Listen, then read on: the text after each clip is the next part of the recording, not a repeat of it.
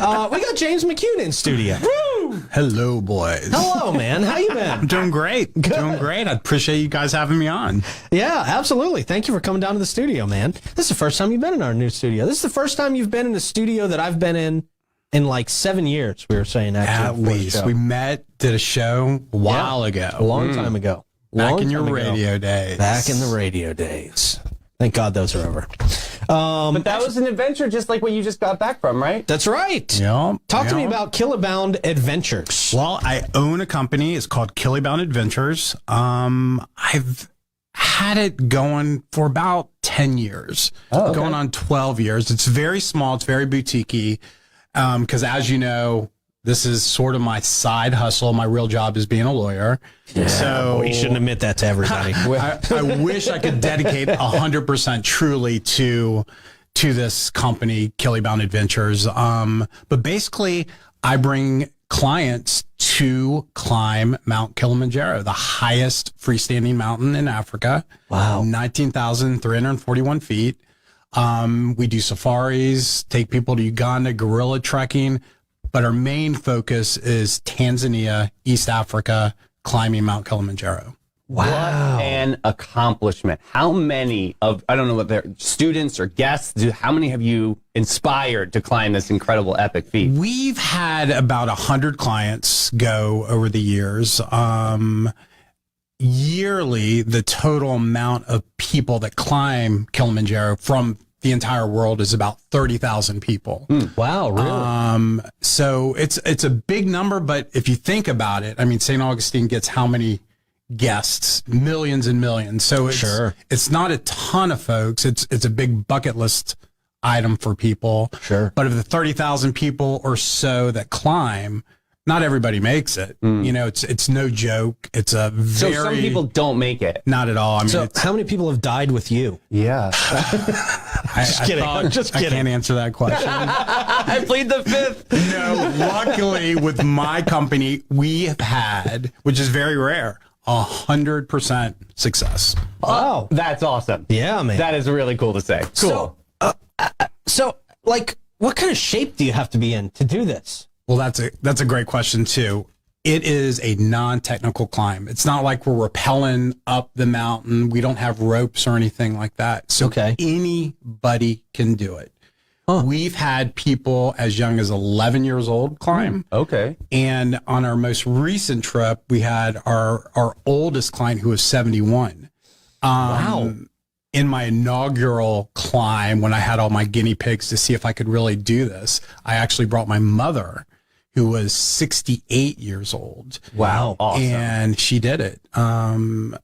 So to be in shape, you've got to practice. It's like if you haven't walked in a year, you're not going to make it up the mountain. So you've got to do some sort of prep, some sort of, walking, working out, things like that. The more you work out, the more you train, the easier it's going to be. But anybody can do it. Truly, this is a mountain that anybody can do, but it's no joke. And, when clients come back, they're like, you said it wasn't going to be so hard. I was like, no. I said you could do it. I said it's going to be super, super, super tough. You can do it, and you will do it if you have the willpower. And everybody that I've brought have made it. I mean, that's just the team we have. It's the training, it's the supplies, it's everything that I provide for folks and tell them about. But being a mountain, 19,341 feet, it's altitude. That's what it's all about. Everest, the highest mountain in the world, is over 29,000 feet. Okay. Oh, wow. So you need oxygen. I mean, 99% of the people that climb Everest, you need oxygen once you get over 22,000 feet and stuff like that. You don't need that on Kilimanjaro, but you are at 50% of your oxygen level as if you were at the base. Well, what does your body do with altitude? I mean, doesn't it expand as you go up? So it's kind of being forced to get more oxygen in. Doesn't your body naturally respond to that? It doesn't. It's kind of like the opposite effect of scuba diving. Okay. So the higher you go in altitude, the less oxygen your body produces. Okay. Because of the altitude, it doesn't allow your body to produce the oxygen that you normally would have at sea level or at, a decent height. But there's ways to tackle that. And when we do our climbs, it's very scientific. Okay. It's very scientific. And the routes on Mount Kilimanjaro, there's several routes that you can do. And they've been marked out by famous mountaineers decades ago. So you're going up, you're going down, you're going up. So you're kind of acclimating, but then you're coming down. So your body and your blood is sort of becoming part of that environment. So it's not as drastic as if you went straight up. Because if you went straight up, you're going to go to the hospital. Okay. Oh, really? So you need to gradually go up. You need to gradually go up if you're going to have any chance of success. And that's what Claudia told me. It was like they'll go up for 13,000 feet, and then they'll go sleep at 9,000, right? Because your body was already expanded to its highest, and then you go down so you can rest and recover. That's exactly right. Yeah, that's really smart. Did you come up with that technique? Oh, no.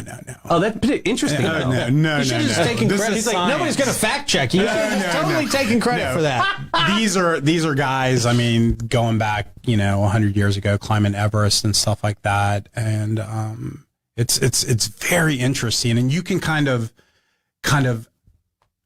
sidetrack your altitude issues by taking medication. Mm-hmm. Usually, we certainly recommend medication. There's a drug called Diamox, and it kind of enriches your blood. So it kind of fights the effect of altitude sickness. Oh, okay. For example, I've climbed the mountain several times, and the first few times I went, it's like, I'm not going to take medication. I don't need it. Yeah. And so I climbed, and sure enough, I get up at 16,000 feet. I had severe headaches, a little nauseous, nothing that prevented me from going, but I certainly didn't feel good. Didn't feel good. I wasn't smart enough the first time. I did it again and again.